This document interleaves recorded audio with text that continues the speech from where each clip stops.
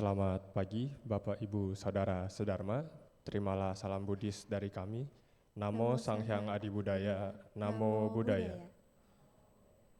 Perkenalkan, nama saya Stephen Finn dan rekan saya, Megan. Kami berdua yang akan memimpin Puja Bakti pada pagi hari ini. Puja Bakti akan dilaksanakan dengan membacakan parita-parita suci dalam bahasa Pali. Marilah kita mempersiapkan diri untuk melaksanakan puja bakti pada pagi hari ini. Umat dipersilakan untuk berdiri di belakang matras dan bersikap anjali.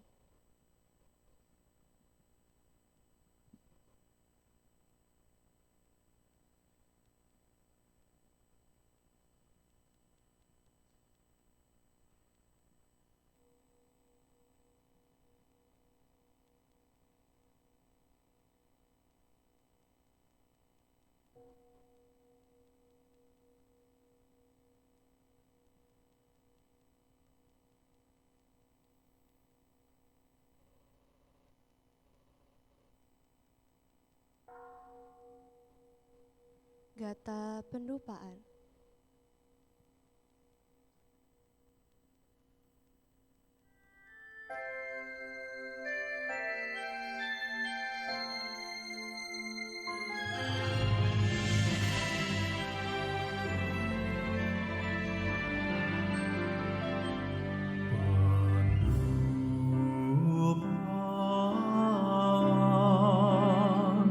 Mulai menghangat dan menyala, nyala.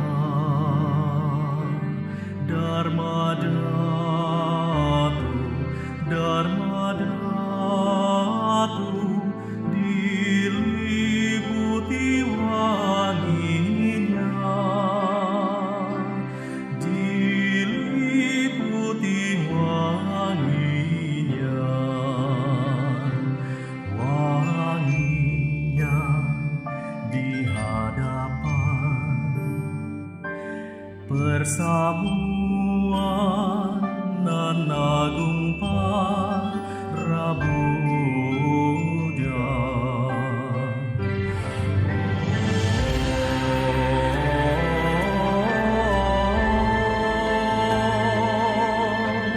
Awan kebahagiaan terbentuk di mana-mana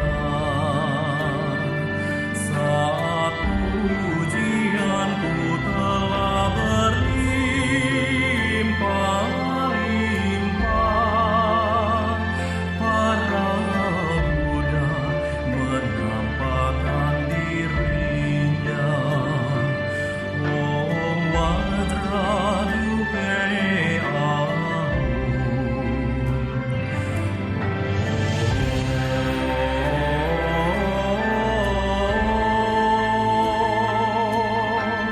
awan kebahagiaan terbentuk di mana-mana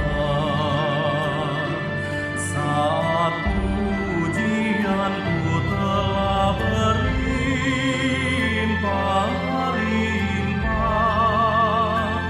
Para Buddha menampakkan dirinya. Om Vajrarupe Om Vajrarupe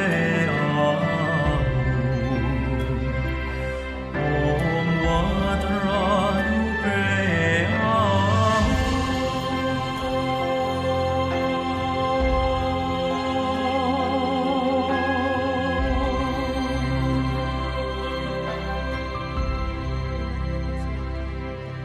Dan bersikap anjali.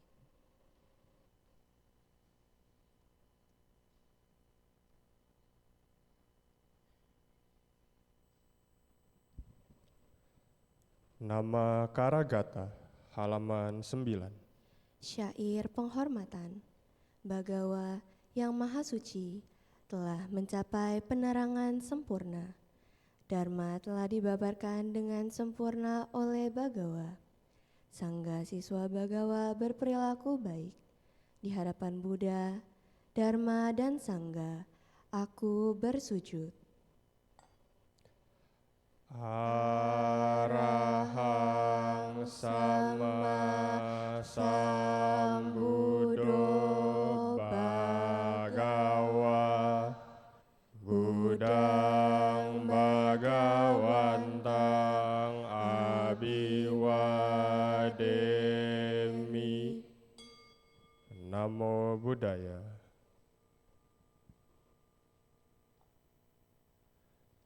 Swakato Bhagavata Dhammo Dhammang Namasami. Namo Dhammaya. Supatipano Bhagavato Sawaka Sanggo Sanggang Namami. Namo Sanggaya. Umat dipersilakan untuk duduk bersila dan bersikap anjali.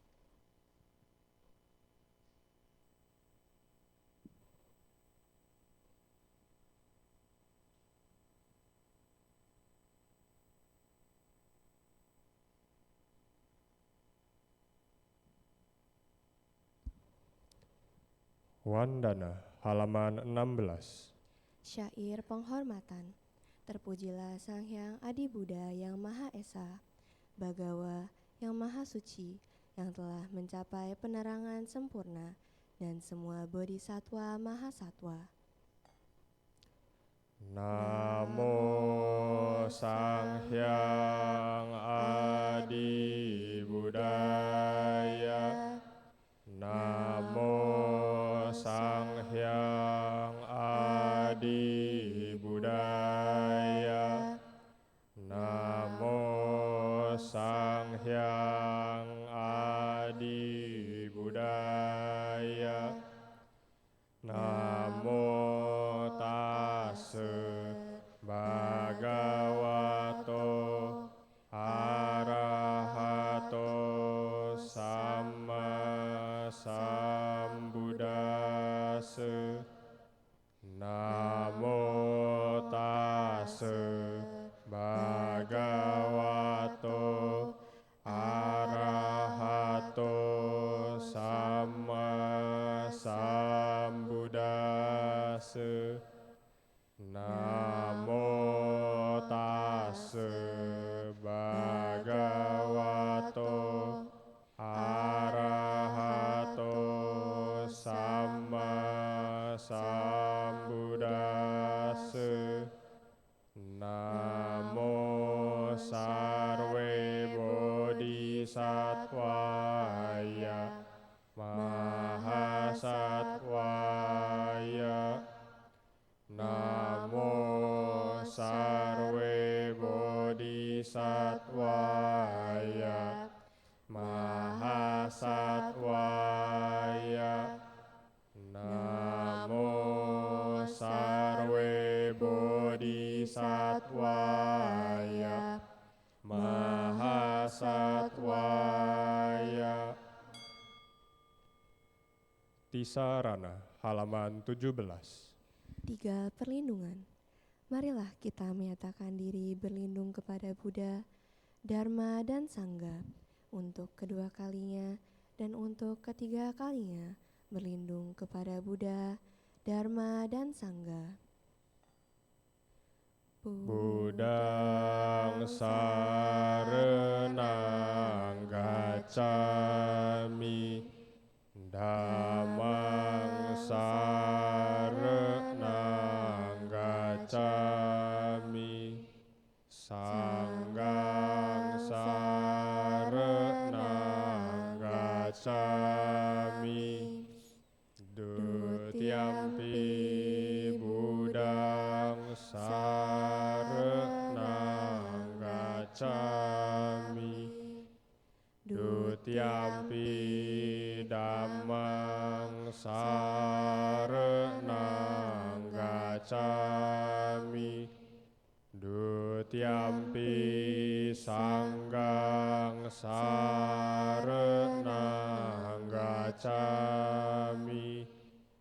Tatiampi buddhang sarenang gacami.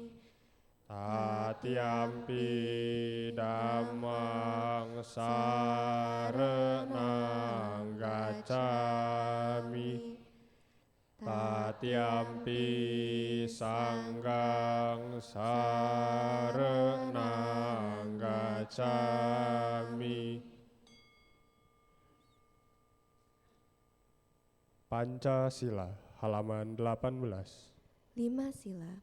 Dengan melaksanakan sila, tidak membunuh, tidak mencuri, tidak berbuat asusila, tidak berucap yang tidak benar, tidak meminum minuman keras, akan membuahkan hasil terlahir di alam bahagia, memperoleh kekayaan, dan mencapai nirwana. Marilah kita menyatakan tekad berusaha melatih diri melaksanakan 5 sila. Anati pata weramani sikapadang samadhyami. Adinadana weramani sikapadang samadhyami. Amesumi cacara weramani sikapadang samadhyami. Musawada weramani sikapadang samadhyami. Surameraya majapamadartana weramani sikapadang samadhyami. Buddha Nusati, Dhamma Nusati, Sangha Nusati, halaman 19. Perenungan terhadap Buddha, Dharma, Sangha. Marilah kita melakukan perenungan terhadap Buddha, Dharma, dan Sangha.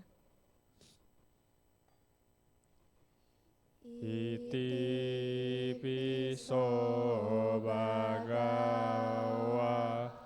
arahang samma sambuddho wija carana sampano sugato lokawidu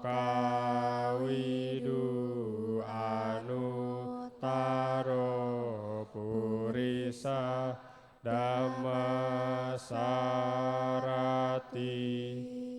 Satta dewa manusanang Buddha Bhagawati. Swakato Bhagavata Dhammo Sanditiko akaliko ehipasiko opana iko pacetang weditabo winyuhiti. Supatipano Bhagavato Sam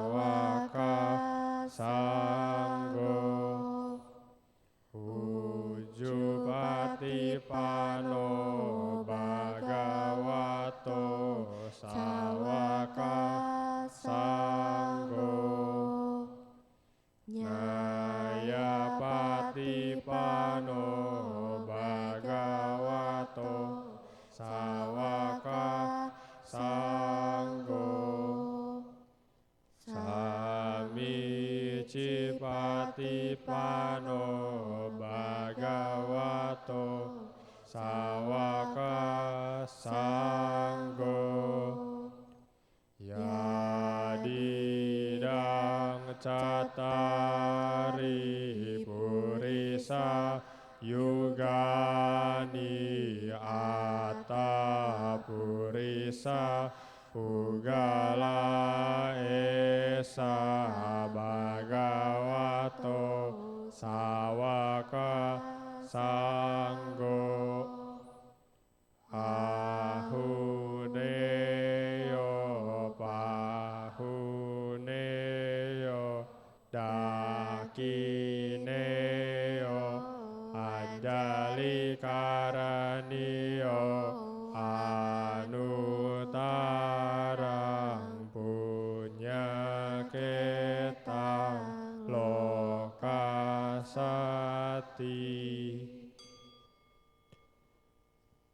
Karania Meta Sutta, halaman 29. Suta cinta kasih yang harus dikembangkan. Marilah kita membaca suta cinta kasih yang harus dikembangkan.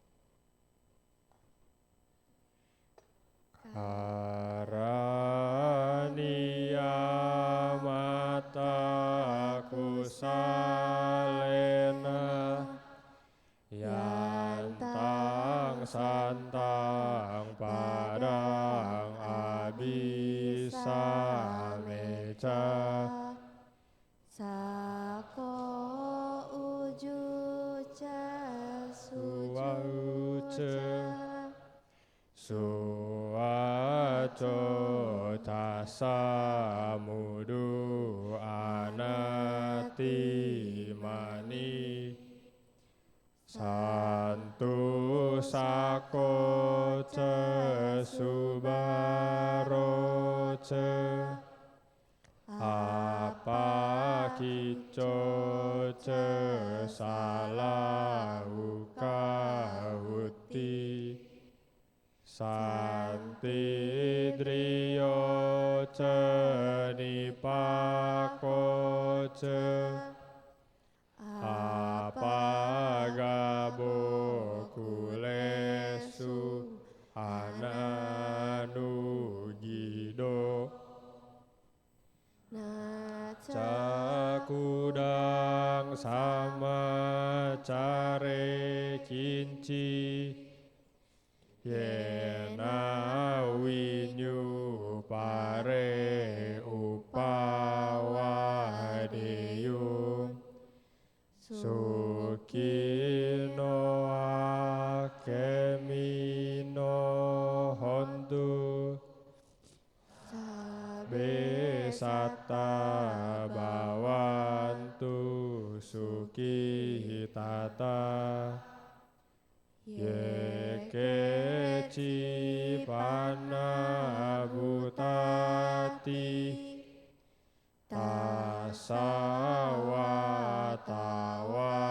tasawatawarawa anawasesa digawaye mahantawa majima rasaka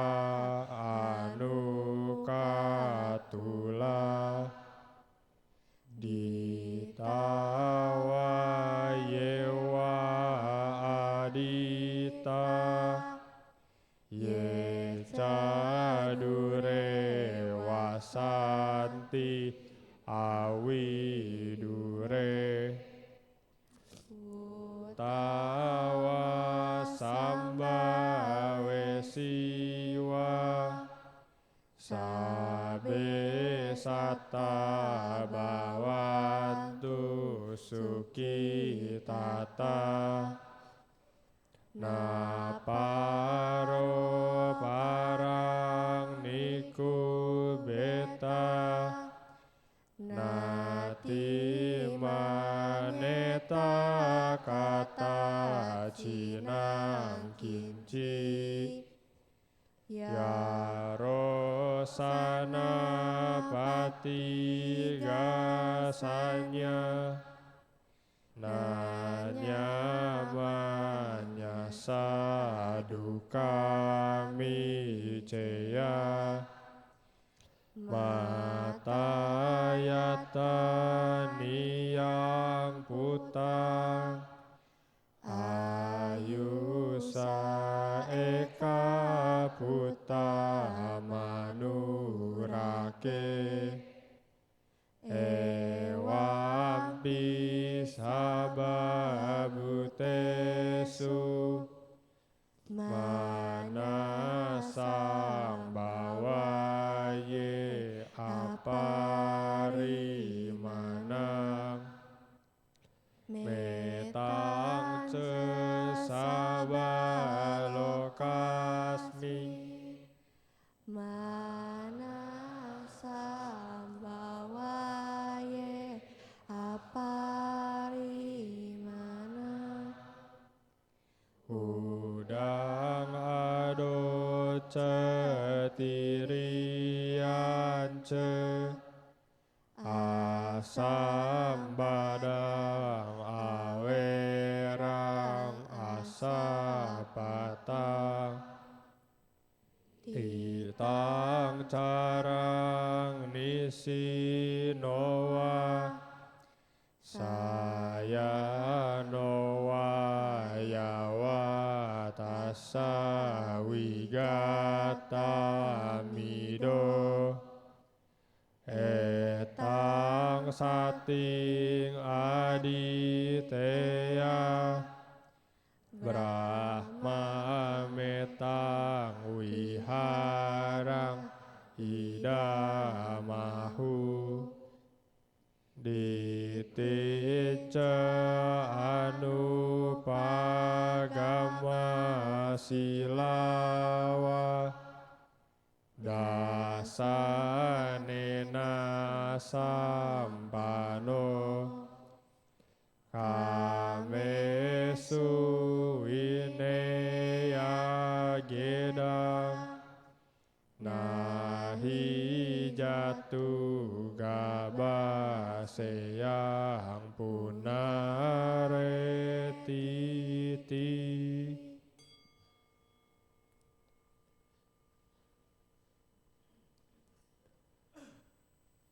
Samadhi. Sahabat sedharma, kini tiba saatnya kita berlatih meditasi duduk di pandu. Pilihlah postur duduk yang nyaman dan rileks. Jika Anda duduk di kursi, izinkan kaki Anda menyentuh ke lantai. Jika Anda duduk di matras, izinkan kedua lutut beristirahat menyentuh matras atau lantai. Punggung tegak namun rileks, dengan tidak bersandar pada apapun. Dada tidak membusung atau membungkuk. Kedua telapak tangan bisa saling bertindihan. Kedua ibu jari bisa saling bersentuhan membentuk sebuah lingkaran kecil dan letakkan di atas pangkuan kaki. Bahu rileks, kepala tegak. Hadirkan seulas senyuman kecil di wajah sehingga otot-otot wajah menjadi rileks. Bawa pandangan mata turun ke bawah atau izinkan mata terpejam.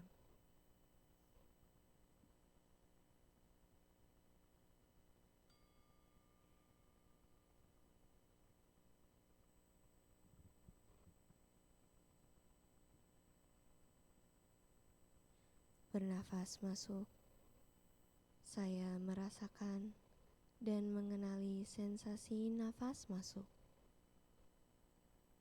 Bernafas keluar, Saya merasakan dan mengenali sensasi napas keluar. Napas masuk, napas keluar.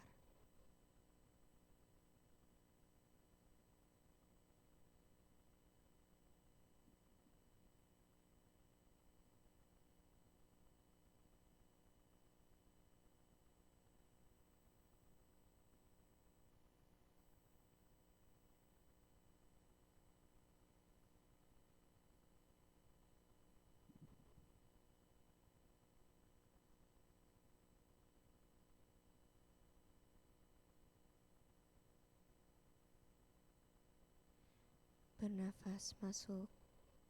Saya mengikuti nafas masuk dari awal hingga akhir. Bernapas keluar. Saya mengikuti napas keluar dari awal hingga akhir. Mengikuti napas masuk. Mengikuti napas keluar.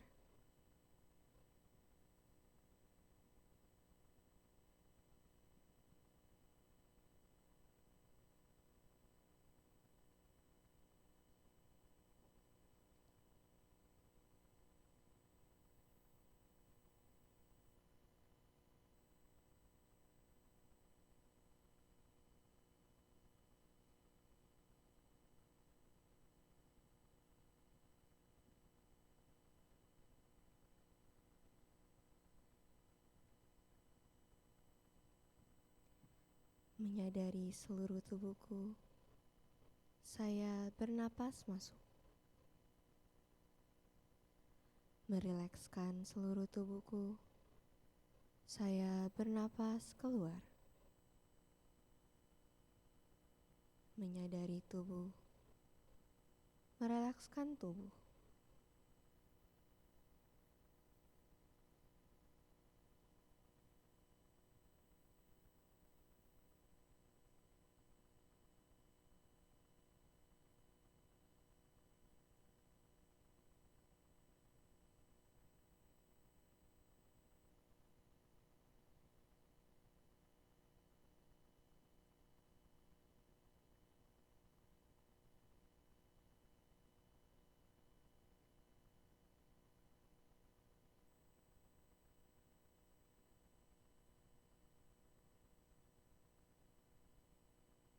Tersenyum pada tubuhku, saya bernapas masuk.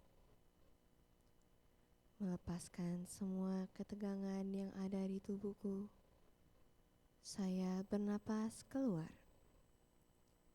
Tersenyum pada tubuh, melepaskan ketegangan.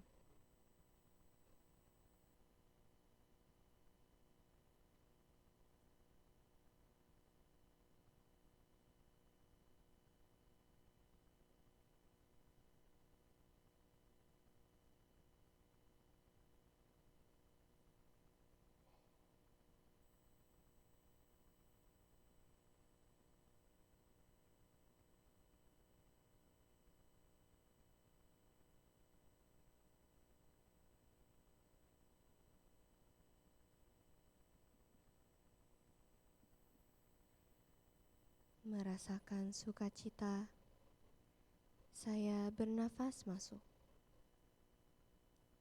Merasakan bahagia, saya bernafas keluar. Merasakan sukacita, merasakan bahagia.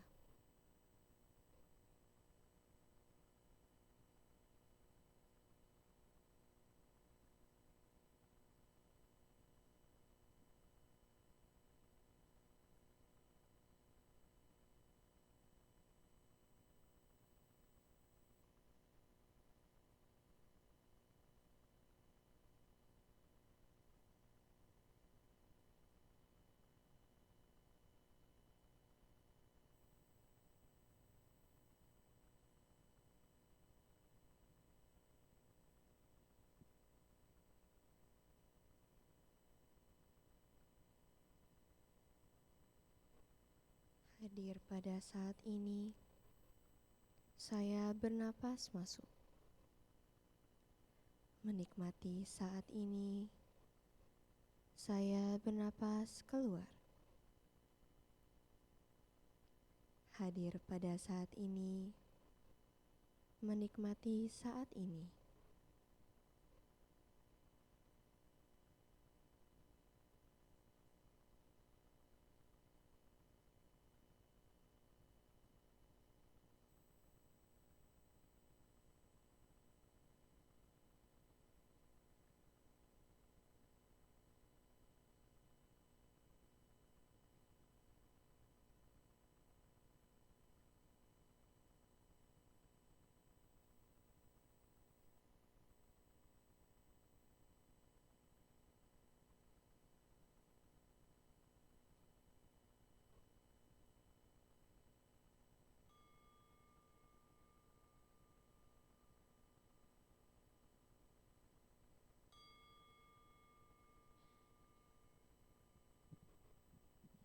Demikianlah akhir dari sesi meditasi duduk kita. Gerakan kedua telapak tangan secara perlahan. Gerakan tubuh secara perlahan. Rangkapkan kedua telapak tangan di depan dada. Silakan membuka mata dan bungkuk hormat.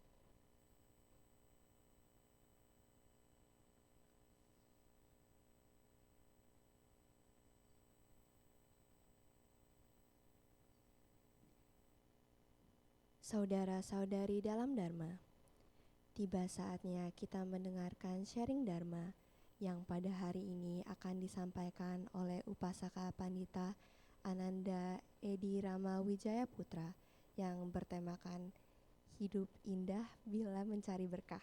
Berkah apa? Sebelumnya saya akan membacakan profil singkat dari beliau. Dr. Edi Rama Wijaya Putra, MPD, adalah seorang dosen tetap dan ketua di Sekolah Tinggi Agama Buddha Negeri Sriwijaya, Tangerang, dan dipercaya sebagai Wakil Ketua Bidang Akademik, juga sebagai pengurus PPMBI, anggota Lembaga Pendidikan, sebagai Koordinator Bidang Penelitian dan Pengembangan Dharma DPP Gema Budi, Ketua Umum Asosiasi Dokter Buddhis Indonesia, periode 2021 hingga 2026, dan juga sebagai Ketua APTABI. Kepada Romo kami persilakan.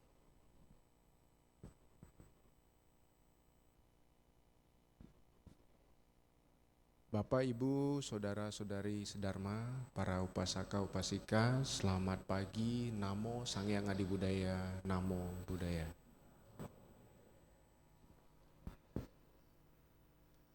Mari pada pagi hari yang sangat cerah ini, karena beberapa hari belakangnya hujan lebat dan juga petir, hari ini minggu cerah, batin juga harapannya cerah semua. Apalagi ini menuju Imlek ya, sudah pada bersih-bersih altar di rumah. Baik. Bapak Ibu Saudara-saudari sedharma, para upasaka upasika, pada kesempatan kali ini izinkan saya berbagi yang saya beri judul Hidup Indah Bila Mencari Berkah.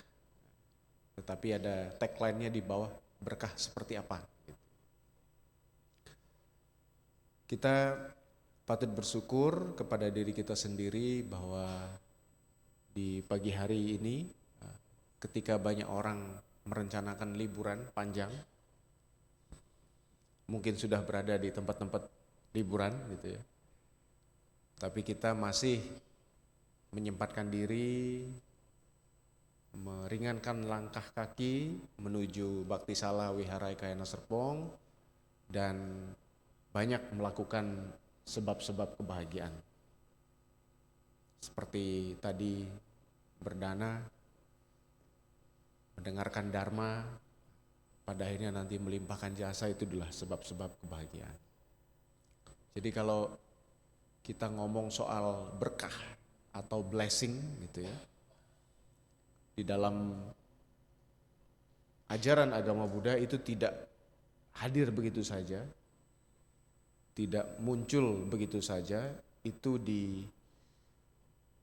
terjadi karena sebab-sebab yang dilakukan oleh diri kita sendiri. Oke, next slide.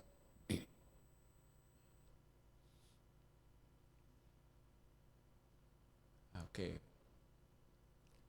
Baik, Bapak Ibu semuanya, teman-teman sedharma, ini sekarang kita dipermudah oleh AI ya.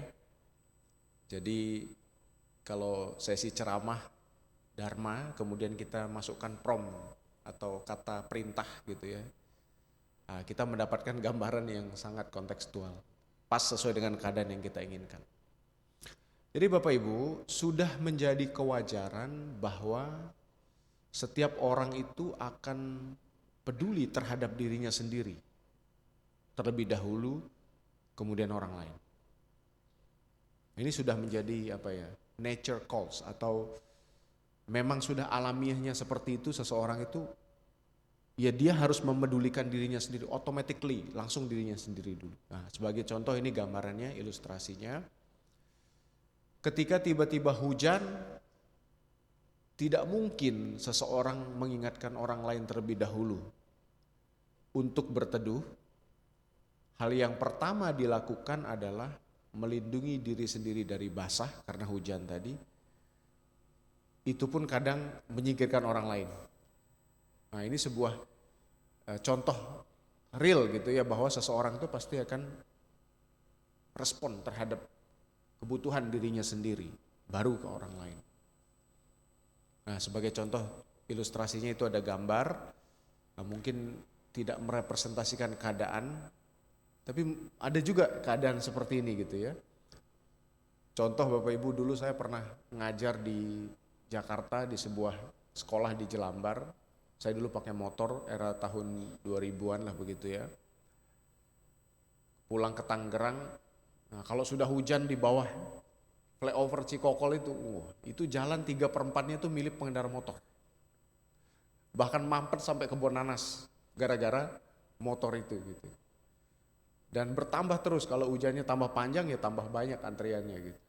Dan orang ya sikut-sikutan, kadang ya ada yang jatuh juga gitu ya, karena memperdulikan dirinya sendiri supaya nggak basah, apalagi hujannya tiba-tiba. Nah, fenomena ini memberikan kita gambaran real Bapak Ibu bahwa semua orang termasuk kita itu peduli terhadap dirinya sendiri dulu.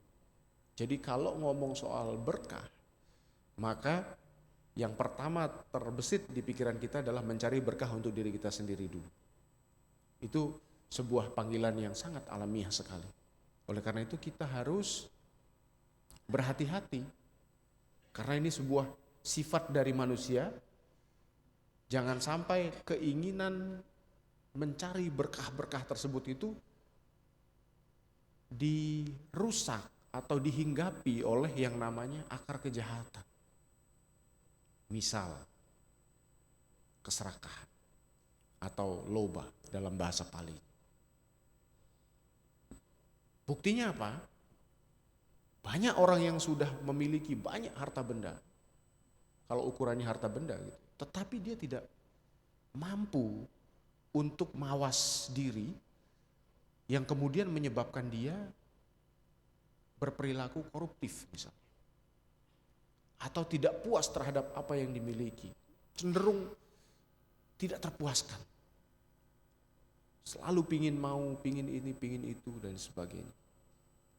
Padahal yang mendasar itu sudah terpenuhi, sudah selesai, tapi kenapa pingin lagi, dan pada akhirnya karena keinginannya sangat berlebih, nah sebaliknya bukan menjadi berkah, tapi menjadi musibah.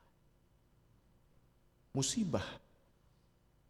Nah kalau kita lihat di TV berita-berita OTT gitu, pejabat, dan mungkin yang lain sifatnya, bukannya bahagia malah menjadi musibah. Bukannya berkah, blessing malah menjadi disasters, malah menjadi musibah bagi dirinya sendiri. Jadi karena kita semua ini peduli terhadap diri kita sendiri, tadi itu panggilan alam, maka kita harus berhati-hati jangan sampai keberkahan tersebut menjadi loba, keserakahan, dan membuat diri kita celaka. Ini harus hati-hati.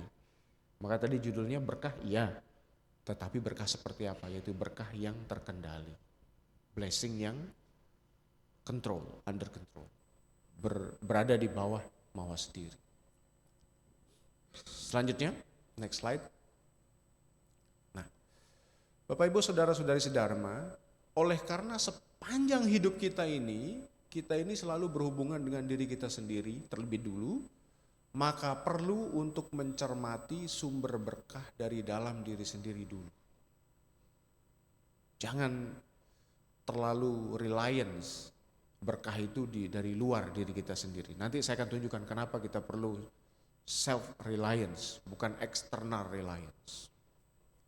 Karena Guru Agung kita, Buddha Gautama, Buddha Sakyamuni juga menjelaskan, membabarkan di dalam Mahamanggala Sutta. Nah, kalau Bapak Ibu nanti membaca Paliwacana itu, ada satu sutta yang disebut dengan berkah, sutta berkah-berkah. Yang disebut dengan Mahamanggala Sutta, terdiri dari 38 berkah. Dalam sutta tersebut, kalau saya rangkum keywordsnya atau kata kuncinya menjadi yang pertama, yang kuning. Nah, ini penting ini ya. Menghindari pergaulan buruk. Ada Romo pergaulan yang buruk? Ada. Kalau dalam istilah ilmu sosial namanya toxic circle atau community toxic. Nah, buktinya apa Romo? Sekarang Bapak Ibu, ini contoh real. Di desa-desa, di daerah-daerah itu banyak sekali kasus-kasus orang itu bunuh diri, mengakhiri hidupnya, habis harta bendanya karena judi online yang ilegal. Ini merupakan sebuah fenomena yang kalau menurut saya ini berbahaya sekali di era digital sekarang ini. Setiap orang itu terbuka informasinya, pergaulannya juga tidak terbatas ruang dan waktu, tetapi dia terseret masuk di dalam pergaulan buruk tadi itu. Yang tadinya nggak tahu judi, yang tadinya tidak tahu bertaruh, ikut menikmati kemelekatan dan akhirnya hancur hidupnya. Ini banyak. Nah, apalagi di kota-kota. Gading Serpong ini anggaplah kota yang circle kehidupannya itu luar biasa luas. Kalau kita tidak hati-hati, maka Bapak Ibu pergaulannya perlu direview kembali. Sudah benar nggak saya bergaul dengan komunitas ini? Sudah masuk circle nggak saya ini? Yang mungkin lama-kelamaan tidak mau akhirnya mau dan ikut terseret di dalam pergaulan-pergaulan yang tidak baik. Circle, toxic circle tadi. Atau kalau dalam istilah agama Buddha, akalyanamita, teman-teman yang tidak memberikan manfaat, tapi memberikan kita dorongan ke hal-hal yang buruk. Itu yang kuning. Lalu yang kedua, menghormati yang patut dihormati. Nah, ini sederhana frase ini, tetapi kalau kita renung-renungkan, kalau kita resapi mendalam, kenapa kita perlu menghormat kepada orang yang patut dihormati? Karena adanya kita saat ini, apa yang kita miliki saat ini itu karena berkah dari orang-orang terdahulu. Misal, orang tua kita, leluhur kita. Kalau kita trace mungkin sampai ke kalau bahasa di istilah di Tionghoa itu sampai di leluhur. Kalau di bahasa saya itu namanya orang tua kita.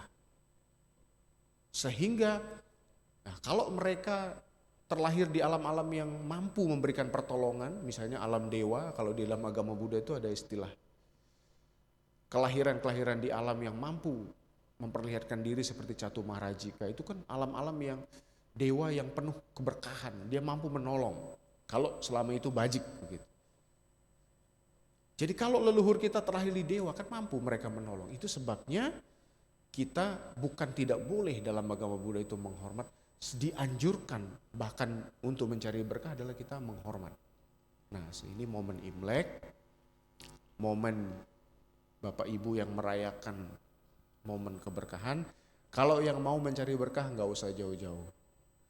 Bakar hiyo, tancapkan dupa di altar keluarga, doakan mereka, berikan pelimpahan jasa, pati dana yang cukup, itu sebuah penghormatan. Dan itu sebab berkah. Jadi Bapak Ibu, yang hijau itu bisa dilakukan dan silakan Bapak Ibu lakukan. Lalu yang pink, hidup rendah hati, bukan rendah diri. Bapak Ibu. Kalau rendah diri itu kan konotasinya negatif-negatif ya, malu, minder, nggak mau tampil. Nah itu rendah diri. Tapi rendah hati artinya tidak sombong, tidak congkak, tidak, dan mengarah ke penyakit. Kalau dalam ilmu psikologi itu namanya narcissistic personality disorder, atau segala sesuatu itu ya sombong begitu diperlihatkan, flexing kalau bahasa sekarang ya, flexing gitu ya. Nah kita di Buddha harus punya pedoman bahwa hidup harus rendah diri. Meskipun kita berada, meskipun kita cukup, tetapi memperlihatkan sesuatu untuk merendahkan orang lain tentu niatnya sudah tidak baik.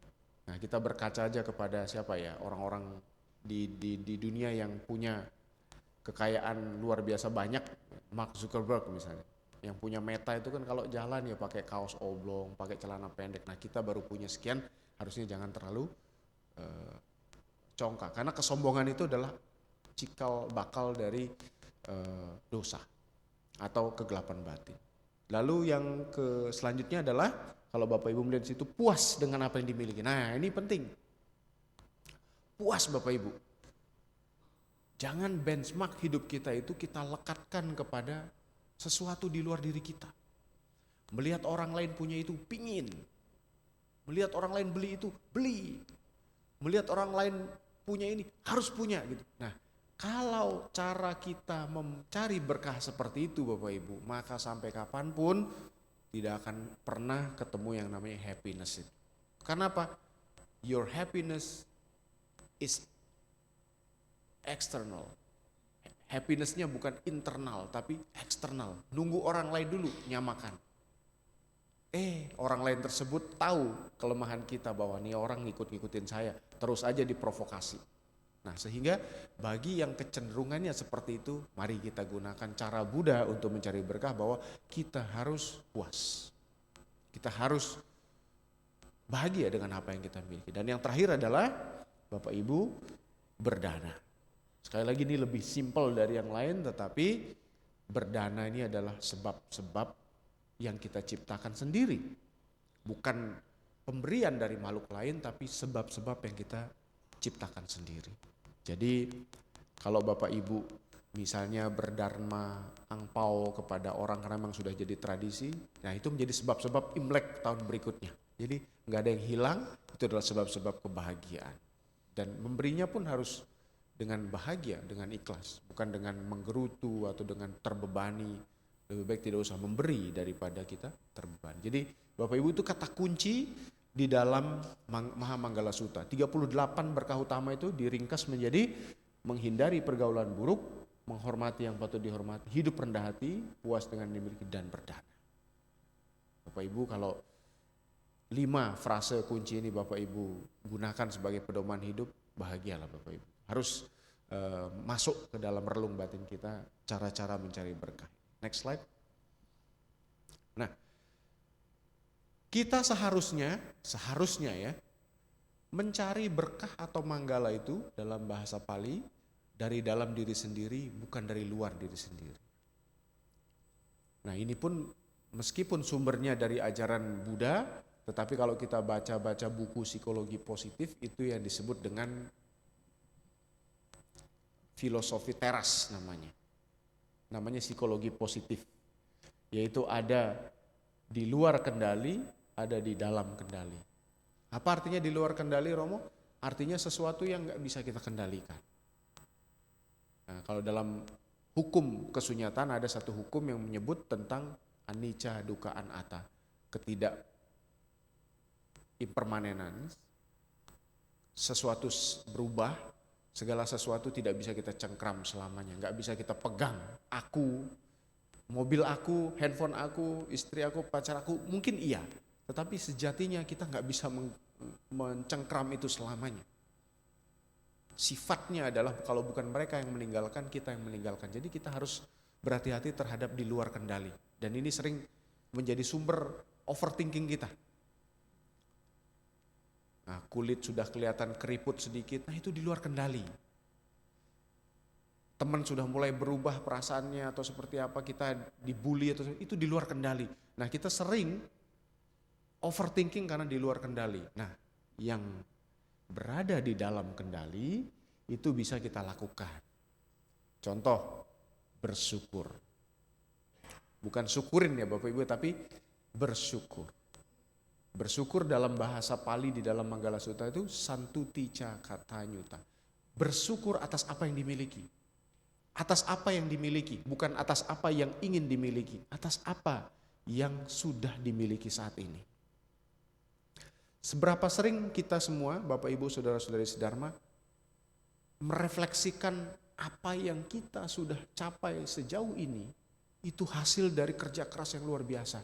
Itu kita tidak syukuri dengan cara melihat kemampuan orang lain atau pencapaian orang lain. Ini penyakit dunia modern.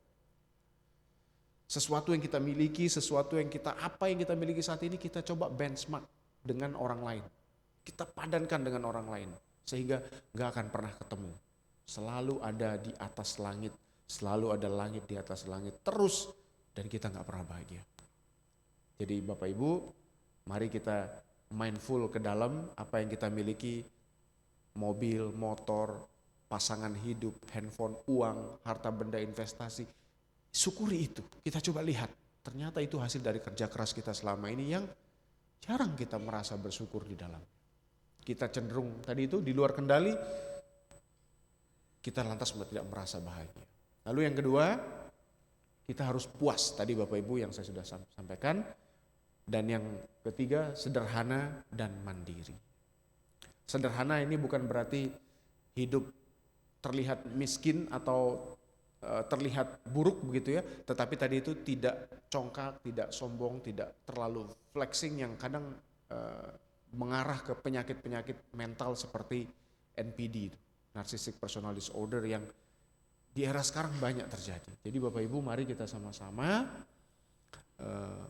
memperluas rentang kendali kita di dalam dan meminimalisir di luar kendali kita. Dengan cara seperti ini, prinsip-prinsip hidup Buddhis itu akan tercipta di dalam diri kita. Kita akan merasa lebih bahagia, akan merasa lebih stabil, akan merasa lebih terberkahi, akan merasa lebih jauh positif daripada sebelumnya. Next slide. Yang dilakukan apa Romo? Sejatinya adalah hal yang kerap terjadi, itu sebabnya kita harus mindful. Karena kita ini sering berada pada kehidupan di luar kendali kita, maka kita harus selalu terjaga karena kehidupan di dalam diri kita. Dengan cara apa? Mawas diri. Dan orang yang terjaga karena kehidupan di luar dirinya itu cenderung tidak bahagia. Jadi kalau ngomong gimana transformasi seseorang Romo dalam Buddhis, itu cukup sederhana yang saya sampaikan itu. Kita harus mampu terjaga karena mampu mawas diri. Merasa bersyukur, puas, mandiri, sederhana, itu adalah transformasi. Lawan kata dari tidak pernah bersyukur, tidak pernah berterima kasih, tidak pernah terpuaskan, tidak pernah mandiri, tidak pernah sederhana. Kita lakukan transformasi besar-besaran supaya kita selalu terjaga dan mawas diri. Tinggalkan pola-pola hidup yang terjaga karena kehidupan di luar diri kita. Di luar kendali kita kok. Setiap melihat postingan teman, aduh saya pingin seperti itu. Setiap melihat story teman, saya pingin pergi ke tempat itu. Ketika kita pergi ke tempat itu pun sudah mampu kita, ada lagi yang lain. Never end. Jadi Bapak Ibu, berkah yang sejati adalah ketika kita mampu transform dari meminimalisir di luar kendali kita dan melebarkan dalam kendali kita, bahwa kita harus selalu mawas diri. Ini mindfulness yang paling sederhana. Mindfulness yang paling praktikal yang bisa kita lakukan dalam kehidupan kita saat ini dan sehari-hari. Next slide.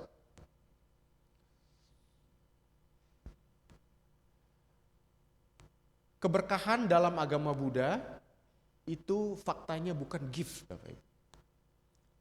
dari kekuatan tertentu atau di dropping gitu, tetapi given dari 3 latihan fondasi yang kita lakukan.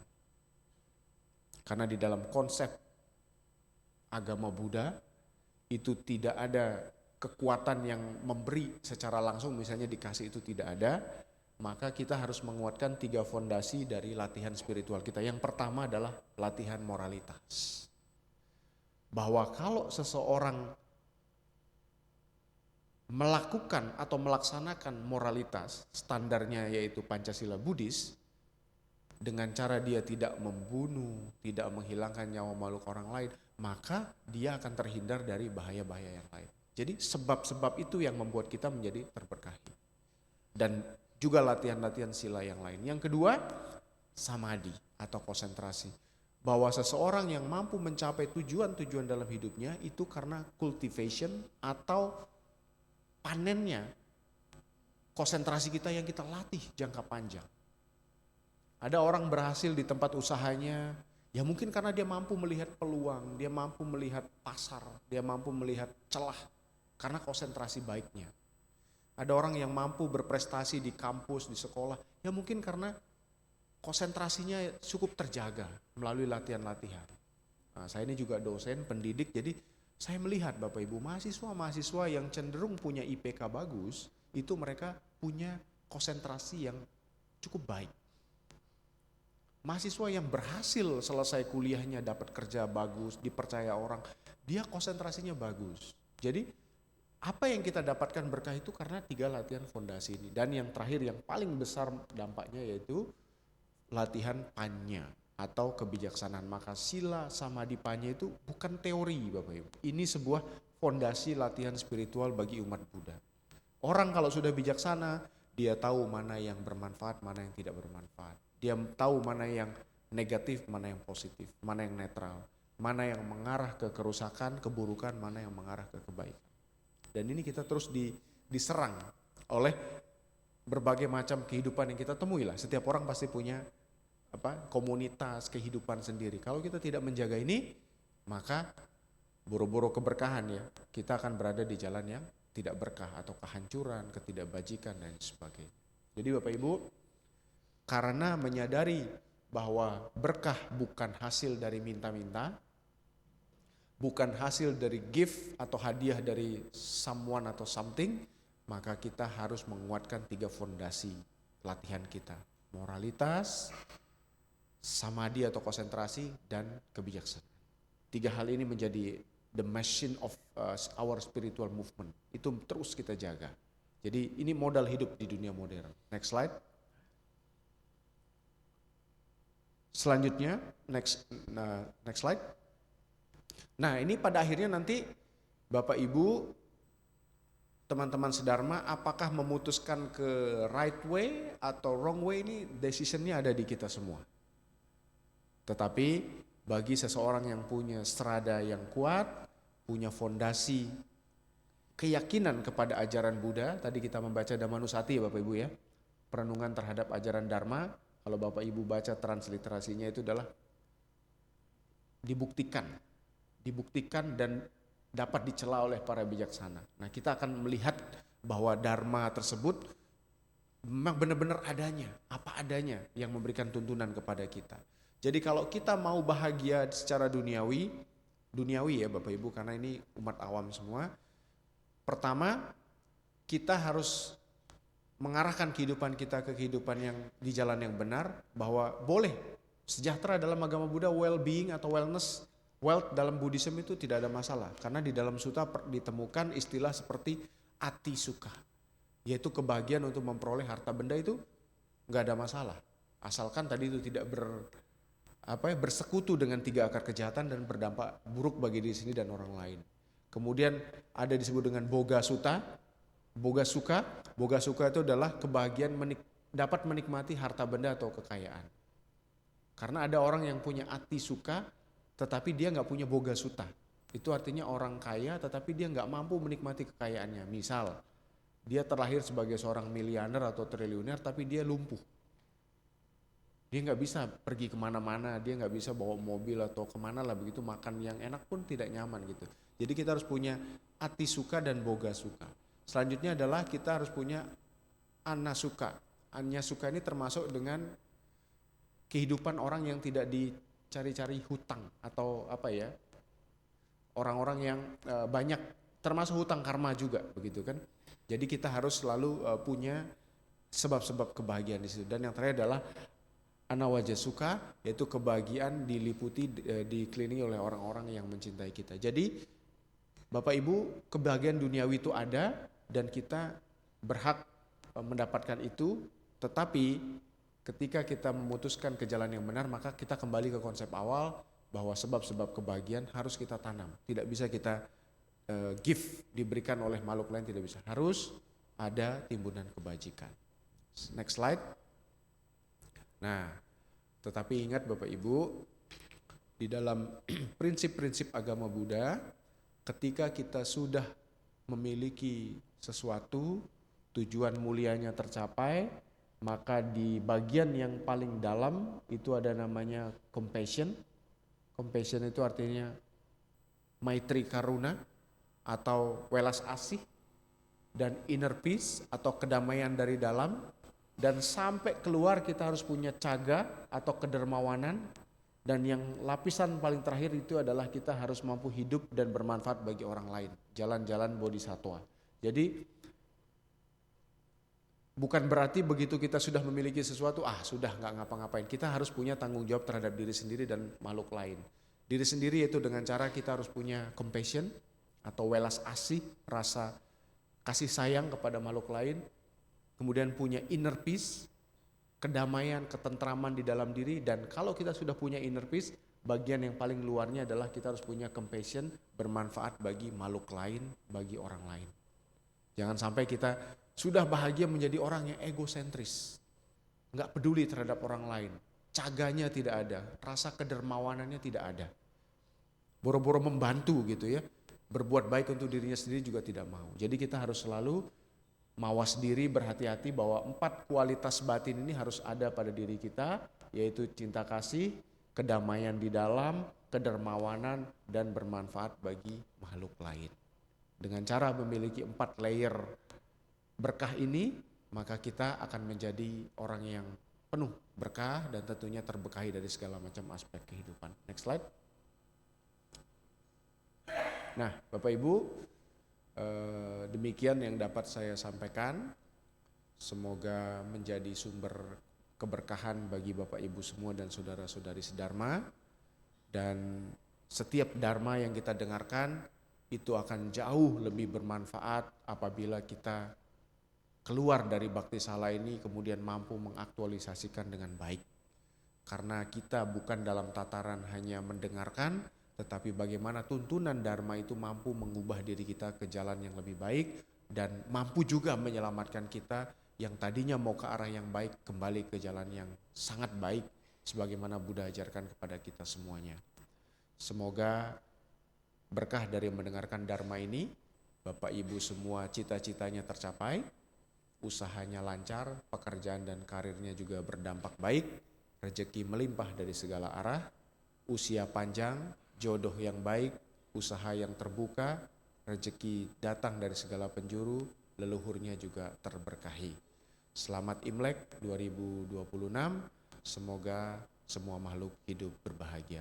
Sadu, sadu, sadu. Terima kasih.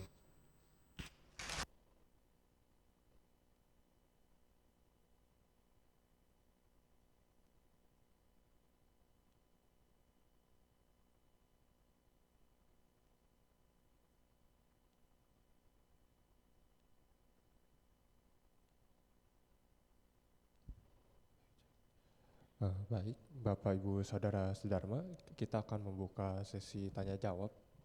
Apabila ada yang mau bertanya boleh angkat tangan, nanti dari pengurus akan memberikan mic kepada kalian.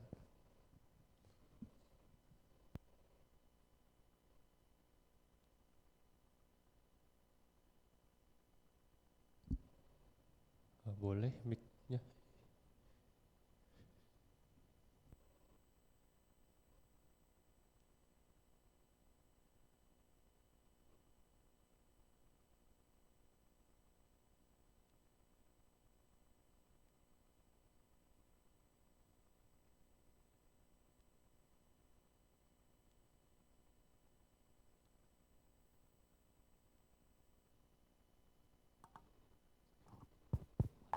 Nama budaya Romo.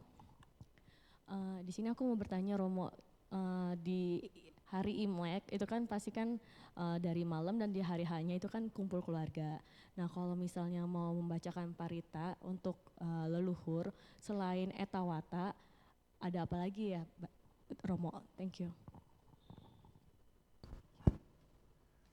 Pertanyaan yang sederhana tapi praktis gitu ya. Yang pertama, setiap parita, sutra, mantra, dia akan punya kekuatan, punya daya kalau dilakukan dengan 3 syarat.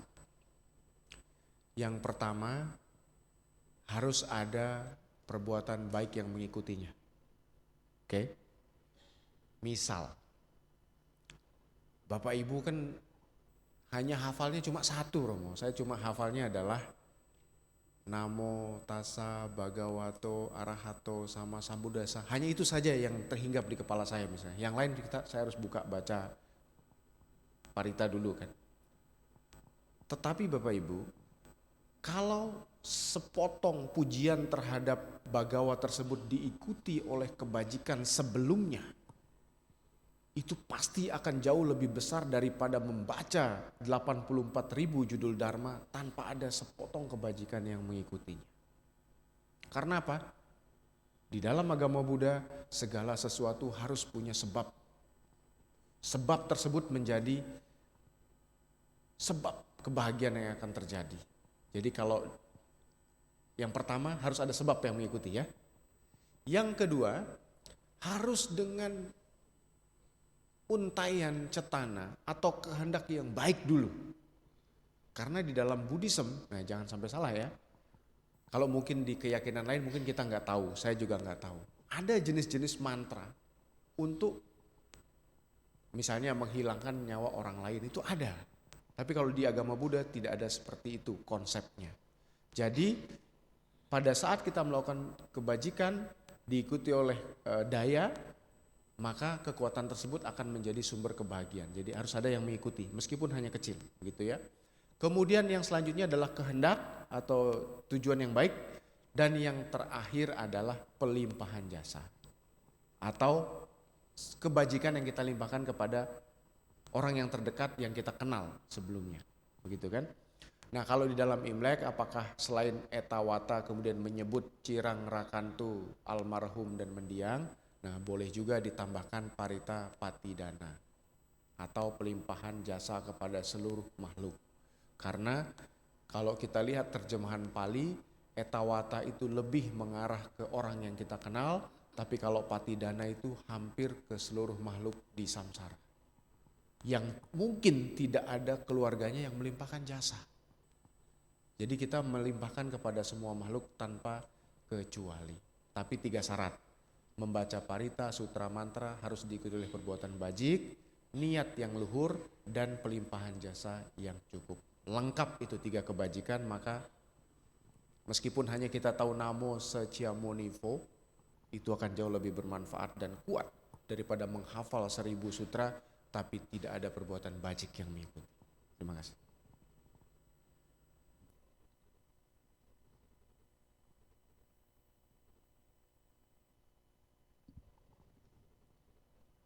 Apakah masih ada yang mau memberikan pertanyaan?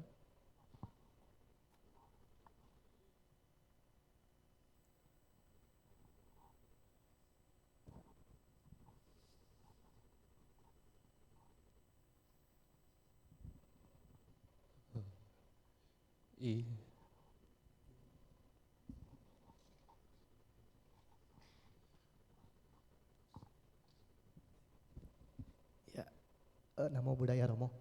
Yang tadi kan ada slide yang berkah atau kebahagiaan kita itu bukan gift tapi given dari perbuatan kita. Dan kita harus melatih diri atau melakukan sila, samadhi, dan panya. Kalau sila kita udah tahu panduan rumah tangga itu Pancasila Buddhis.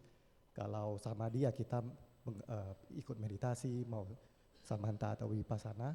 Nah yang kebijaksanaan yang saya masih ini, apa yang harus kita lakukan atau kita latih untuk yang bagian panya atau kebijaksanaan. Begitu saja. Terima kasih. Terima kasih, pertanyaan yang sangat baik sekali. Mungkin ini juga ditanyakan oleh teman-teman yang lain ya, karena kebetulan tadi ditanyakan, maka mudah-mudahan ini juga menjawab pertanyaan yang lain. Bapak Ibu, kalau melihat dari aspek trainingnya atau latihannya dalam kehidupan sehari-hari, maka sila ini dilakukan, samadhi dilakukan, tapi kalau panya kebijaksanaan ini adalah dampak, outcome-nya dari praktek sila dan praktek samadhi. Jadi behavior kita, tindak tanduk kita itu sangat ditentukan oleh sila dan samadhi dan pada akhirnya berbentuk kebijaksanaan. Jadi level tertinggi dari latihan spiritual itu adalah wisdom atau kebijaksanaan. Nah, makanya kalau di India tradisi di dalam Nalanda itu dia menyebutnya bijaksanawan, artinya orang-orang yang sudah mampu untuk melihat yang benar adalah benar dan yang salah adalah salah. Tidak ada benar yang dibenar-benarkan dan tidak ada salah yang dibenar-benarkan, begitu kan? Jadi segala sesuatu realistis, apa adanya dan terlihat dari tindak tanduk kita. Nah, terkait dengan pertanyaan tadi sudah jelas ya Bapak Ibu, kalau sila itu 5 latihan sila yang mendasar bagi umat awam. Kemudian samadhi adalah apakah kita berlatih vipassana atau samatha atau pandangan terang dan juga bentuk-bentuk latihan meditasi yang lain. Nah, kalau kebijaksanaan itu lebih ke arah outcome yang lebih mendalam dari praktek sila. Karena kadang apa yang tercover di dalam sila tidak bisa direkam atau difilter oleh sila itu sendiri. Hanya kebijaksanaan yang mampu memfilter itu. Hanya kearifan atau kebijaksanaan yang dikultivate dari konsentrasi yang bisa memfilter keadaan tertentu. Misal ada dilema yang kita temui antara apakah ini berujung ke baik atau ke buruk. Nah, di situ kebijaksanaan yang akan memfilter apakah kita mau masuk atau tidak gitu. Jadi jawabannya adalah kebijaksanaan adalah behavior. Cara kita untuk operationalize atau beroperasi di dalam kehidupan kita yang kadang dilema atau situasi-situasi yang membuat kita harus memilih apakah saya ngikut atau tidak, ataukah saya diem. Pilihan-pilihan tersebut berada di dalam tataran kebijaksanaan, termasuk keputusan-keputusan yang kita ambil dalam kehidupan sehari-hari.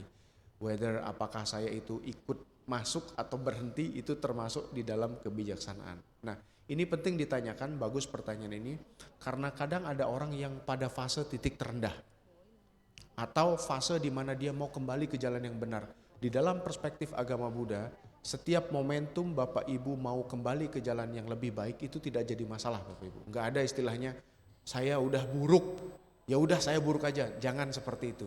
Justru ketika kita mampu untuk menyadari, oh ternyata saya selama ini enggak bener nih gaulnya. Saya hari ini karena dengar Romo Edi misalnya ya, saya harus kembali membangkitkan sila samadhi panya saya sehingga menjadi lebih baik. Ingat Bapak Ibu, sampai ke puncak kemuliaan atau kebijaksanaan memang masih jauh. Tetapi berproses menuju kebijaksanaan itu juga hal yang baik untuk dilakukan. Demikian, terima kasih, semoga menjawab ya Bapak ya. Namo Buddhaya.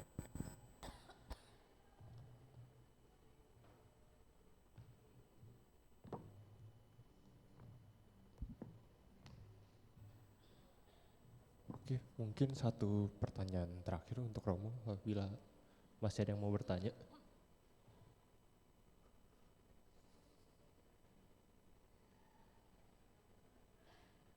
Kalau gitu saya izin bertanya ya Romo. Ya. Oke, tadi kan Romo sempat sharing mengatakan salah satu berkah itu memuja yang patut dipuja. Dan tadi Romo menjelaskan contohnya itu dengan kita, salah satu ya Imlek ini kita sembayang ke leluhur, terus melimpahkan jasa gitu. Tapi mungkin saya mau minta Romo untuk menjelaskan lebih detail ya, karena kan tadi Romo juga bilang kalau berkah itu dari dalam diri sebenarnya, bukan dari eksternal. Sedangkan yang tadi saya tangkap itu ketika kita melimpahkan jasa, harapannya ada dewa-dewa yang di Catu Maharajika itu bisa dengan kekuatannya memberikan berkah atau kebajikan gitu ke kita. Nah itu maksudnya hubungannya gimana Romo dengan kita yang melimpahkan jasa itu tapi bisa mendapatkan berkah dari dalam diri? Itu pertanyaan Romo. Terima kasih. Baik, terima kasih pertanyaannya. Yang belum jadi pemimpin puja bakti di West harus jadi pemimpin puja bakti. Karena dia punya relasi kuasa untuk bertanya. Jadi pertanyaan sudah tidak ada, saya mau bertanya. Jadi nanti kalau ada yang daftar dari pemimpin langsung supaya bisa punya relasi kuasa. Baik, ini pertanyaan bagus sekali ya. Yang pertama, Bapak Ibu harus sadari bahwa pujaca pujanianang eta manggala mutamangti itu bermakna bahwa setiap orang harus mengingat jasa-jasa, itu yang paling penting. Mengingat jasa-jasa. Karena di dalam cara pandang agama Buddha, bahwa jasa-jasa atau budi-budi baik adalah sesuatu yang susah untuk dibayar sebetulnya. Bahkan kalau di dalam Sutta Pitaka kita melihat budi-budi baik tersebut dibandingkan dengan budi yang tidak akan pernah terbayar. Misalnya budi baik orang tua. Itu meskipun kita kalau digambarkan di dalam sutta itu meskipun kita menggendong ibu bapak kita, menaruh di dalam pundak kita, kemudian kita berkeliling di seluruh desa, kemudian kita berteriak ini ibu saya, ini bapak saya, kita tidak akan mampu bisa membayar jasa-jasa budi dari orang tua. Buddha menggambarkan tersebut di dalam kitab yang disampaikan oleh Sabda Buddha sehingga kita tidak boleh pernah lupa yang namanya jasa.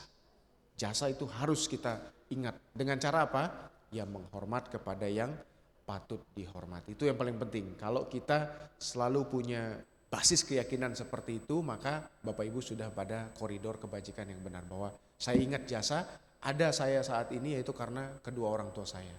Coba masih kecil teman-teman misalnya, yang punya anak pasti sudah merasakan bagaimana sih ngebesarkan anak. Atau mungkin yang sudah jadi ibu bagaimana rasanya mengandung anak dengan sekian bulan, apalagi yang punya anak 4, anak 5 itu, waduh gak terbayang perjuangannya luar biasa seorang ibu. Oleh karena itu dengan menyadari hal tersebut maka kita harus mengingat jasa-jasa tersebut gitu.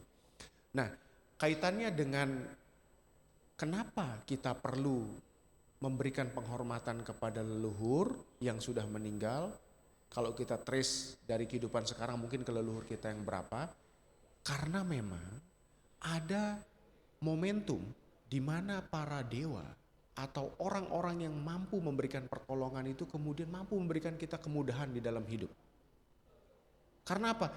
Dia mampu untuk memberikan kita assist atau pertolongan untuk mencapai tujuan-tujuan mulia atau menghindarkan kita diri dari orang-orang yang tidak baik atau kondisi-kondisi yang buruk. Jadi kalau kita mampu memberikan penghormatan yang layak, sebegitu juga mereka mampu memberikan kita perlindungan siang dan malam. Dewa, naga, yaka yang perkasa di dalam etawata tersebut bukan makhluk-makhluk mitologi Bapak Ibu.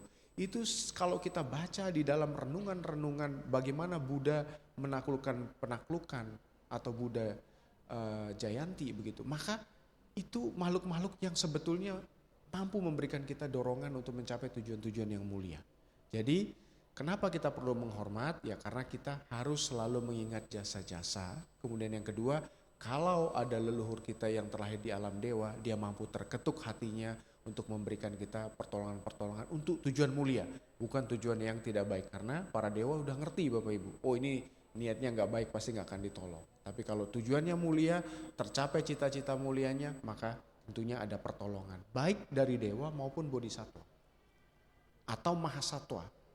Karena para bodhisatwa dan mahasatwa ini membuat sebuah ikrar di dalam dirinya. Misalnya ya, kalau dalam tradisi Mahayana ada bodhisatwa Aluteswara, 1000 permintaan, 1000 pertolongan. Siti Garba, sebelum makhluk di samsara kosong maka saya tidak akan mau masuk. Itu kan keinginan atau tekad bodhisatwa yang luar biasa. Nah kita menyatukan gelombang, kita menyatukan niat supaya para bodhisatwa, para dewa tersebut kemudian mampu memberikan kita pertolongan. Sehingga menancapkan dupa, mengikrarkan niat-niat baik, bertekad untuk mencapai sesuatu, menolong makhluk lain itu juga merupakan cara menghormati makhluk lain. Sebagai penutup, menghormat tidak harus berupa penghormatan yang menancapkan dupa dan hio ya. Menghormat di sini juga yang paling penting adalah melaksanakan ajaran tersebut. Coba Bapak Ibu punya manual book di rumah. Ilustrasinya sederhana. Supaya bisa alat tersebut beroperasi dengan baik, kita coba atau kita berikan penghormatan kepada buku tersebut. Hormat buku manual kan tidak bisa. Sepinter-pinternya, sebagus-bagusnya manual book adalah dilaksanakan. Sebagus-bagusnya textbook adalah dilaksanakan. Tidak dihormati begitu saja sebagai sebuah teks, tapi kita kontekstualisasikan dalam kehidupan kita. Jadi penghormatan yang tertinggi adalah ketika Bapak Ibu melaksanakan, merasakan manfaatnya dan merasa, oh Buddha ini ternyata memberikan saya dampak baik dalam hidup saya. Jadi mari kita berikan dalam hidup kita bahwa menjadi penganut agama Buddha, mohon tidak hanya pariyati atau mengingat dan mampu memahami, tapi juga memanfaatkan, melaksanakan dan bermanfaat bagi diri kita. Semoga bermanfaat dan semoga mendatangkan berkah bagi Bapak Ibu semuanya. Terima kasih Romo atas jawabannya. Terima kasih kepada Romo atas sharing Dharma yang telah diberikan. Semoga bermanfaat bagi kita semua.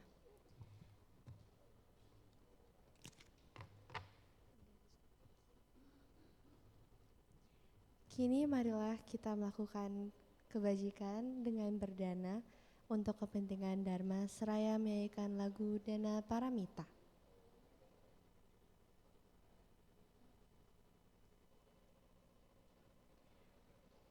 Umat bisa menyalurkan dana melalui scan kode kris atau ke kantong dana yang disediakan.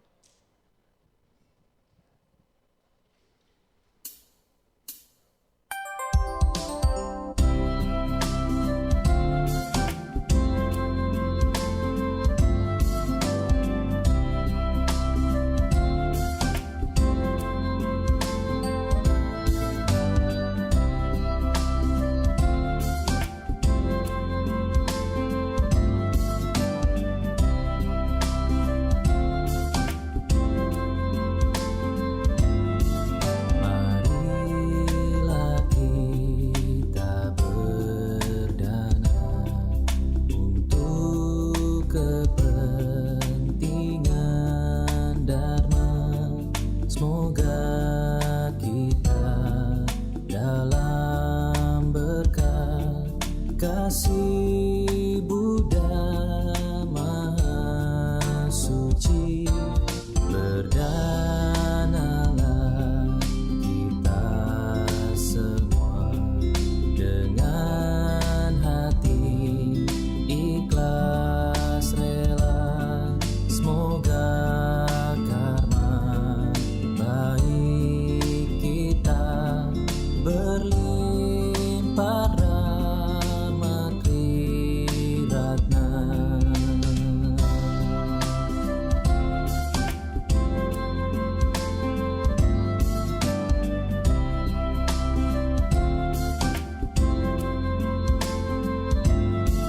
Marilah kita berdana mengembangkan paramita.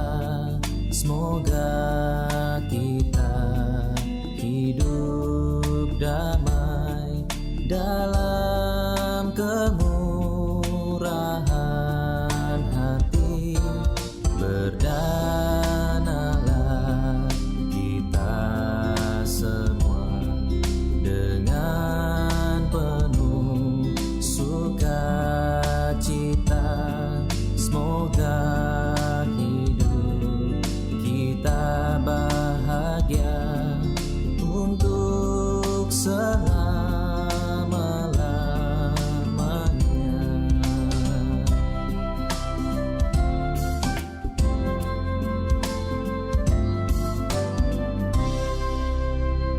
Terima kasih atas dana yang telah diberikan. Semoga bermanfaat bagi perkembangan Buddha, Dharma, dan Sangha. Selanjutnya, kita akan mendengarkan persembahan lagu yang akan dibawakan oleh Meta PK dan kawan-kawan dari tim kesenian. Kepada tim kesenian, kami persilakan.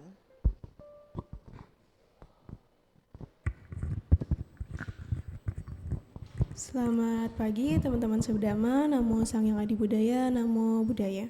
Namo Buddhaya. Sebelumnya perkenalkan, kami dari tim kesenian hari ini akan membawakan sebuah lagu yang berjudul Lilin Penerangan. Buat teman-teman sedema yang tahu lagunya, boleh kita nyanyi sama-sama ya.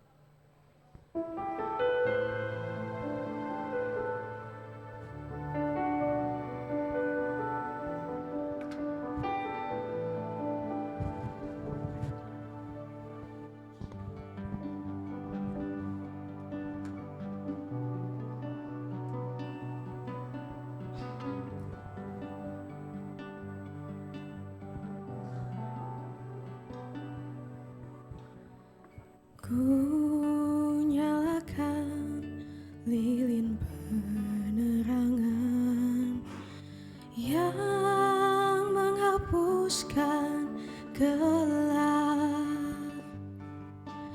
Duhai cahaya tiga alam, berilah jalanmu kepada kami. Ku nyalakan pelita hidupku yang menuntun langkahku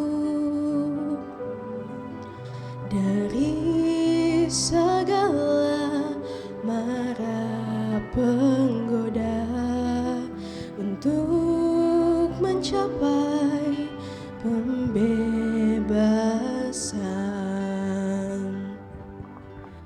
Kini takkan ada lagi keraguan yang melanda dalam hati,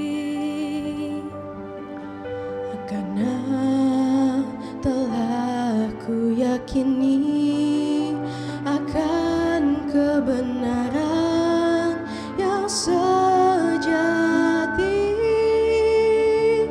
Takkan ada lagi bimbang, takkan ada ragu, ku melangkah dengan kepastian. Takkan ada lagi gelap, takkan ada kelam, ku hapuskan dengan lilin penerangan.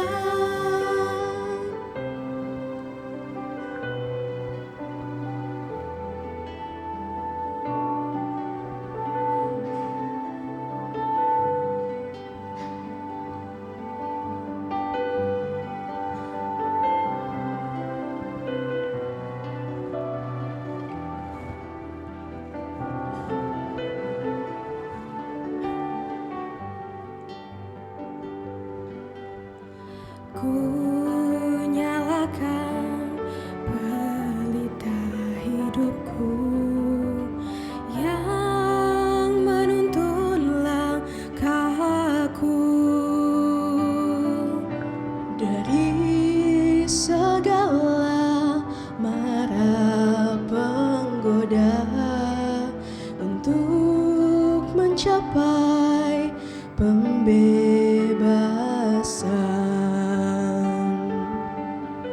Kini takkan ada lagi keraguan yang melanda dalam hati, karena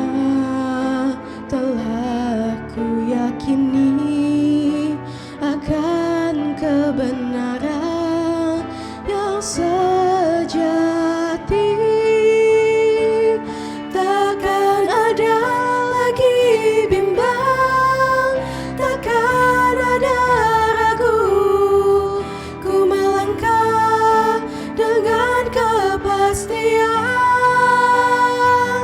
takkan ada lagi kelam, takkan ada kelam. Ku hapuskan dengan lilin penerangan. Takkan ada lagi bimbang, takkan ada ragu. Ku melangkah dengan kepastian, takkan ada lagi kelam, takkan ada kelam. Ku hapuskan dengan lilin penerangan. Ku hapuskan dengan lilin penerangan. Ku hapuskan dengan lilin penerangan. Terima kasih. Terima kasih.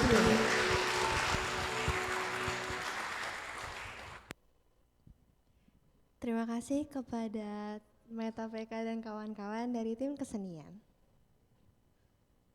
Kini kita akan mendengarkan sedikit pengumuman.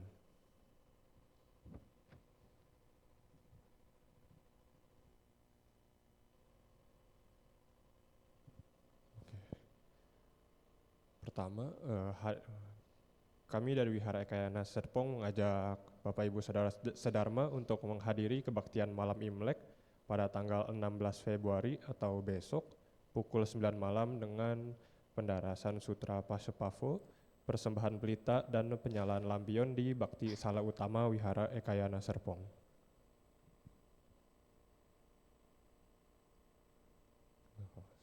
Selanjutnya, Ekayana Peduli akan kembali mengadakan donor darah pada tanggal 22 Februari pukul 9 pagi sampai 12 siang di Wihara Ekayana Serpong. Untuk informasi lebih lanjut bisa langsung menghubungi admin Ekayana Peduli. Kemudian, Mindful Mom akan diadakan kembali pada tanggal 26 Februari 2026 pada pukul 9 sampai 12 yang akan dibimbing oleh Biksu Nyana Yasa. Untuk pendaftaran bisa melalui scan QR yang tertera pada poster. Selanjutnya, kita akan melakukan perayaan Imlek bersama pada tanggal 1 Maret 2026 pukul 9 pagi sampai 11 bersama anggota Sangga dan akan dilakukan doa Imlek dan disertai berbagai performance mulai dari barongsai, liong, dan lainnya. Selanjutnya, sahabat terkasih dalam Dharma, memasuki usia yang ke-50 sejatinya adalah masa bahagia. Mari kita berkumpul bersama dengan teman-teman sebaya di komunitas Pusa Wihara Ekayana Arama dan Wihara Ekayana Serpong. Jadi kegiatan ini ditunjukkan kepada umat yang berusia 50 tahun ke atas dan kegiatannya akan dilaksanakan pada tanggal 7 Maret 2026 di hari Sabtu pukul 3 sore sampai 4.30 sore di ruang isi Patana lantai 5 Wihara Ekayana Serpong. Untuk pendaftaran bisa melalui front desk Wihara Ekayana Serpong. Lalu yang terakhir, Ekayana Peduli Wihara Ekayana Serpong mengajak sahabat terkasih untuk berpartisipasi dalam kegiatan bakti sosial yang akan dilakukan pada hari Minggu 8 Maret 2025 di Pondok Sadana Amitayus Puncak Bogor. Bagi sahabat terkasih yang ingin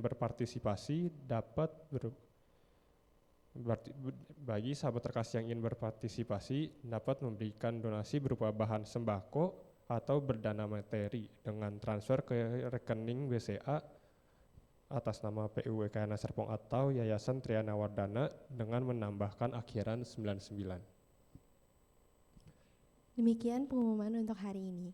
Saudara-saudari dalam Dharma, hari ini kita akan melimpahkan jasa kebajikan kita kepada Mendiang Ang Kim Leong, Mendiang Alvina Angelin, Mendiang Ong Chu Hwa, Mendiang Chia Ong Ji, dan Mendiang Wong Lin Jun. Pembacaan pelimpahan jasa akan dibacakan setelah Cirang Rakantu Wihara Ekayana Serpong. Eta Wata, halaman 40. Sebanyak jasa. Marilah kita menyalurkan jasa-jasa kebajikan yang telah kita peroleh kepada semua makhluk yang membutuhkannya. Eta wata amehi sambatang punya sampadang sabe dewa anumodantu sabah sampati sidia eta wata amehi sambatang punya sampadang sabe buta anumodantu sabah sampati sidia eta wata amehi sambatang punya sampadang sabe sata anumodantu sabah sampati sidia akasata cabu mata dewa naga mahidika punyang tang anumodit wacirang rakantu lokasanti akasata cebu mata dewa naga mahidika punyang tang anumodit wacirang rakantu Indonesia hidang wonatinang hotu sukita hontu nyatayo idang wonatinang hotu sukita hontu nyatayo idang wonatinang hotu sukita hontu nyatayo dewo wasatu kalena sasa sampati hotu ce pito bawatu loko ce raja bawatu damiko akasata cebu mata dewa naga mahidika punyang tang anumodit wacirang rakantu wihara ekayana serpong akasata cebu mata dewa naga mahidika punyang tang anumodit wacirang rakantu mendiang angkim leong mendiang Alvina Angelin mendiang Ong Chua mendiang Chia Ong Ji mendiang Wong Lin Chun akasata cebu mata dewa naga mahidika punyang tang anumodit wacirang rakantu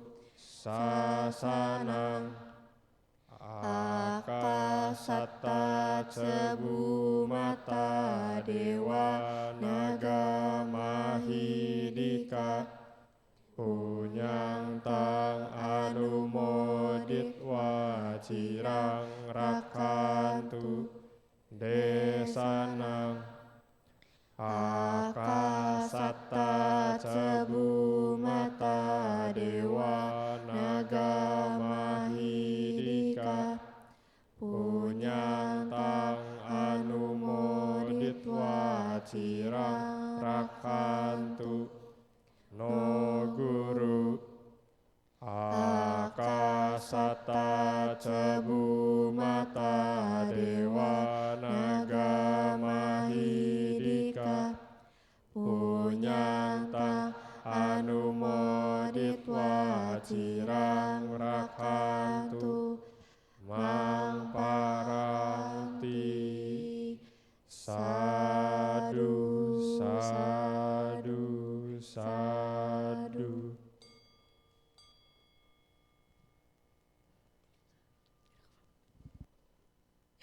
Umat dipersilakan untuk berlutut dan bersikap anjali.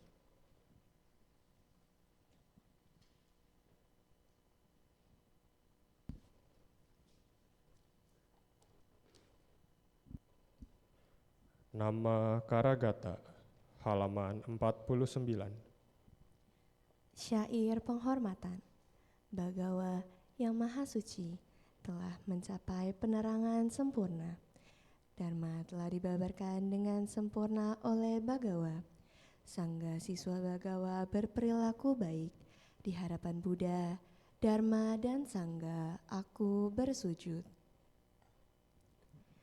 Arahang Sama Sambuddho Bhagawa Buddhang Bhagawantang Abiwademi. Namo Buddhaya.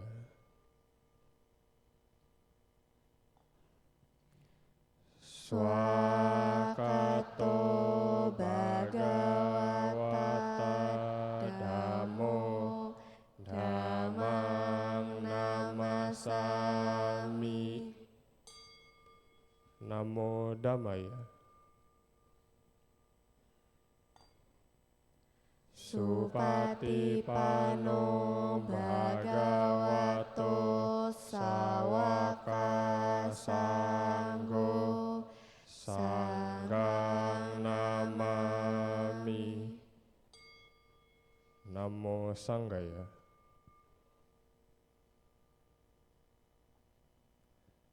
Sabe sata bawantu sukitata. Semoga semua makhluk hidup berbahagia. Sadu, sadu, sadu. Puja bakti selesai.